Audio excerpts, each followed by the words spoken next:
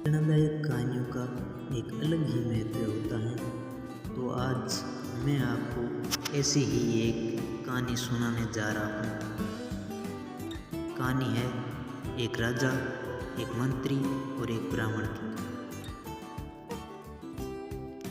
एक राजा के दरबार में विदूषक नाम का एक मंत्री रहता था। राजा बहुत बुद्धिमान और दयालु था। वे गरीबों की सेवा और दान धर्म के काम में रुचि रखता था, किंतु मंत्री विदूषक अत्यंत कठोर और कुटिल स्वभाव का था। राजा के दरबार में अनेक तरह के गुणी और विद्वान आते, किंतु राजा से बिना मिले ही लौट जाते। विदूषक किसी को राजा से मिलने नहीं देता। यदि किसी तरह राजा से उनकी मुलाकात हो जाती तो विदूषक उनसे उल्टे सीधे प्रश्न कर यह सिद्ध कर देता कि वे मूर्ख हैं। विद्वान लोग अपने को अपमानित मान पाकर स्वयं भाग जाते। एक बार राजा के दरबार में एक विद्वान ब्राह्मण आ पहुंचा और कुछ दिन ठहरने की इजाज़त मांगी। विदूषक बोला, यदि आप हमारे प्रश्नों के ठीक ठीक उत्तर दे सकेंगे तो आपको ठहरने दिया जाएगा। ब्राह्मण ने स्वीकार कर लिया। अगले दिन सभा में राजा से आज्ञा लेकर विदूषक ने प्रश्न किया ब्राह्मण से, आप ईश्वर को मानते हैं? ब्राह्मण बोला, बिल्कुल मानता हूँ। विदूषक बोला, वे कहाँ रहता है? ब्राह्मण ने उत्तर दिया, वे सर्वत्र विराजमान है। विदूषक बोला, इस समय है? ब्राह्मण ने बोला, हाँ है। विदूषक ने फिर पूछा, अच्छा दिखाइए, वे कहाँ है? ब्राह्मण सोच में पड़ गया। सोचने लगा, इस मूर्ख को कैसे बताएं कि भगवान कहाँ है। फिर उसने विदूषक से पूछा, आप ईश्वर को प्रत्यक्ष देखना चाहेंगे या ध्यान में?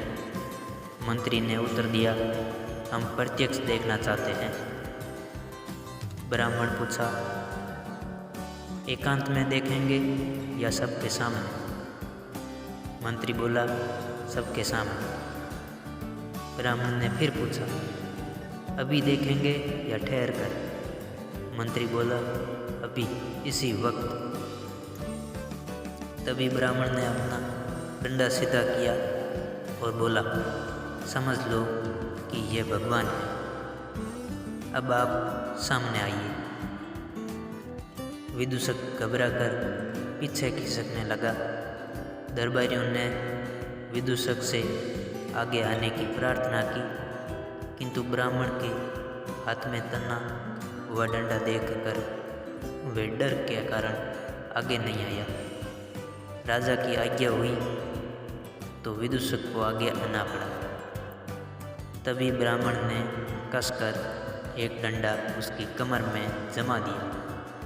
डंडे के पड़ते ही विदूषक चीख उठा और ढेर बनकर जमीन पर लौट गया।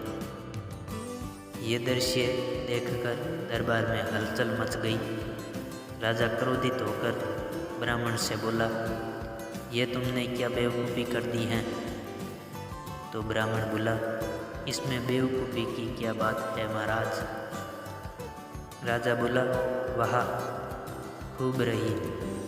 एक तो बिना वजह डंडा जमा कर मंत्री की कमर तोड़ दी है, ऊपर से पूछते हो कि क्या बेवकूफ़ी की? तो ब्राह्मण ने पूछा, लेकिन डंडा पड़ने से उसे क्या हानि हुई? तो राजा बोला, हानि नहीं हुई तो क्या उसे लाभ हुआ है? देखते नहीं उसकी कितनी पीड़ा हो रही है। ब्राह्मण बोला, कहाँ है पीड़ा? राजा ने बोला, उसकी कमर में, जहाँ तुमने डंडा जमाया है। तो इस पर ब्राह्मण बोला, ऐसे मैं नहीं मानता। विदूषक से कहिए कि वह पीड़ा को आप प्रत्यक्ष दिखाएं। राजा बोला, लगता है तुम पूरे पागल हो।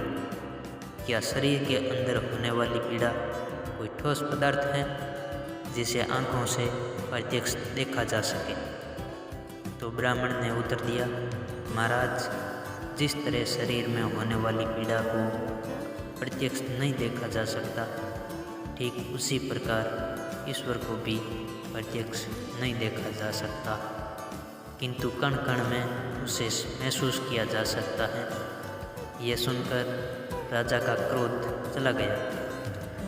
उसने विद्वान ब्राह्मण को दरबार में ठहरने की अनुमति दे दी। उस दिन से विदूषक ने उल्टे सीधे प्रश्न करना छोड़ दिया। तो दोस्तों, जैसे को तैसा मिले दुष्ट मंत्री और ब्राह्मण हिंदी कहानी को सुनने के लिए धन्यवाद। आपको ये कहानी कैसी लगी नीचे कमेंट करके हमें ज़रूर बताइएगा। अगर आपको ये कहानी पसंद आई हो तो अपने दोस्तों के साथ ज़रूर शेयर करें। धन्यवाद।